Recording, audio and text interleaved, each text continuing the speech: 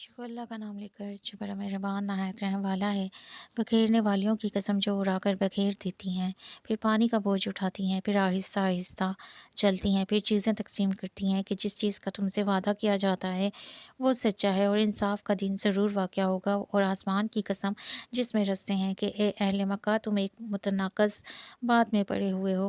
اس سے وہی پھرتا ہے جو خدا کی طرف سے پھیرا جائے، اٹکل دہرانے والے ہلاک ہوں جو بے خبری میں بھولے ہوئے ہیں۔ پوچھتے ہیں کہ جزا کا دن کب ہوگا؟ اس دن ہوگا جب ان کو آگ میں عذاب دیا جائے گا۔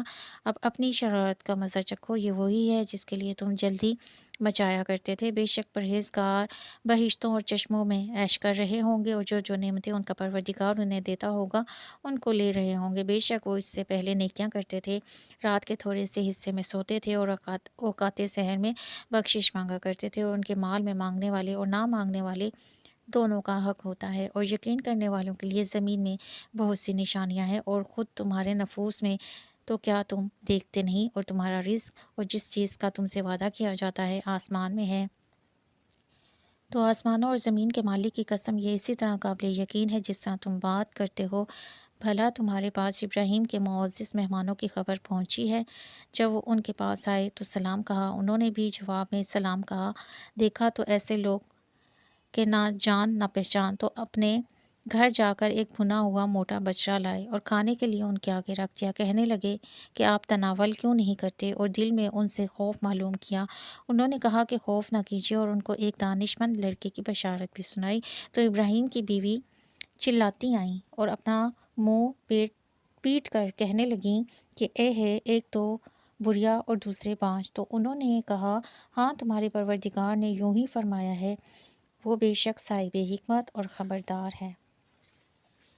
ابراہیم نے کہا کہ فرشتوں، تمہارا مدعا کیا ہے؟ انہوں نے کہا کہ ہم گناہ گاروں کی طرف بھیجے گئے ہیں تاکہ ان پر کنکر برسائیں، جن پر حد سے بڑھ جانے والوں کے لیے تمہارے پروردگار کے ہاں سے نشان کر دیے گئے ہیں۔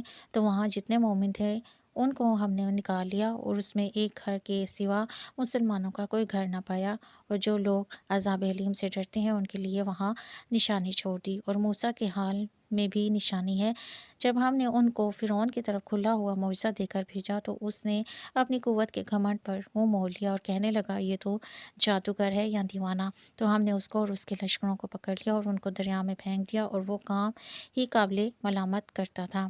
اور عاد کی قوم کے حال میں بھی نشانی ہے، جب ہم نے ان پر نامبارک ہوا چلائی، اور جس چیز پر چلتی اس کو ریزہ ریزہ کیے بغیر نہ چھوڑتی۔ اور قوم سمود کے حال میں بھی نشانی ہے، جب